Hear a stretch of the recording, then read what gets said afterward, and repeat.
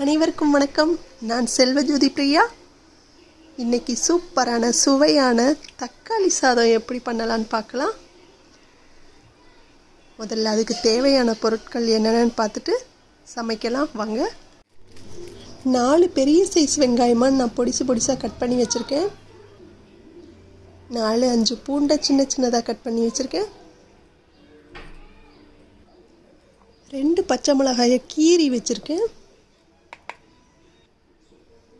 பட்டை, ஏலக்காய், 2 கிராம்பு, பட்டை இலை, தக்காளியை கழுவி வச்சுக்கலாம். இஞ்சியை பொடிசாக கட் பண்ணி அரைச்சி வச்சுக்கலாம்.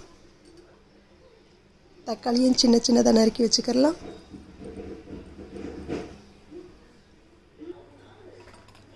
புதினாவை தண்ணியில் போட்டு நல்லா கழுவி வச்சுருக்கேன். சாதம் ஒரு பக்கம் வடித்து ஆற வச்சுருக்கேன்.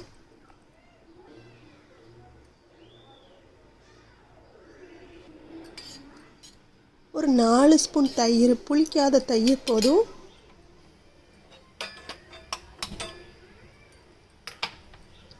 ஸ்டவ் பற்ற வச்சு சட்டி வச்சுக்கலாம்.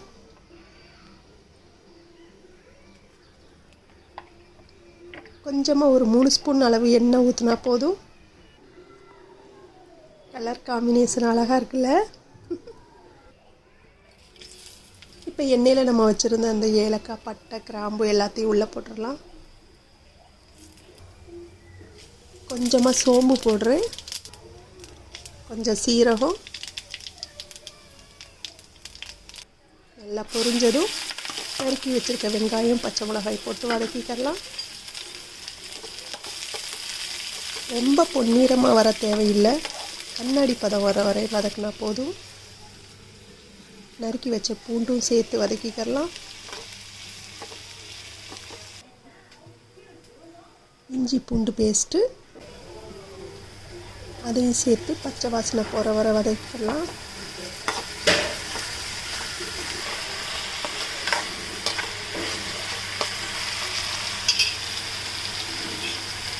கழுவி வச்சுருக்க புதினா இலைகளை நல்லா புளிஞ்சிட்டு சேர்த்துக்கிடுவோம்.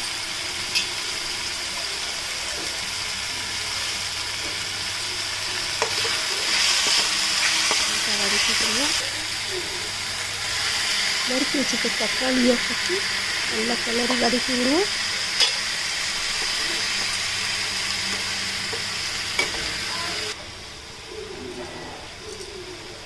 கொஞ்சமாக தேவைக்கேற்ப உப்பு சேர்த்துக்குவோம்.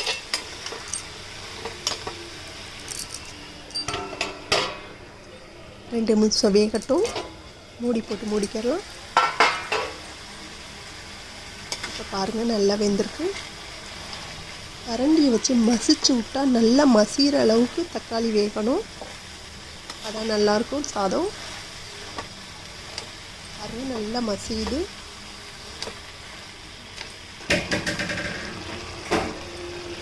இப்போ நான் முந்திரி பருப்பு போடுறேன்.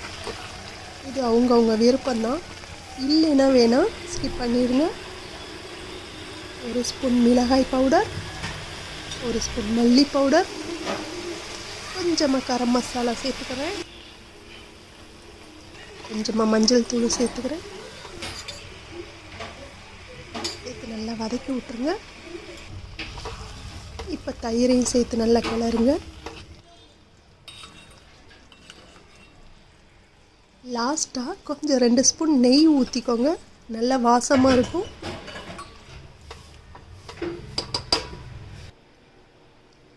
அவ்வளோதாங்க.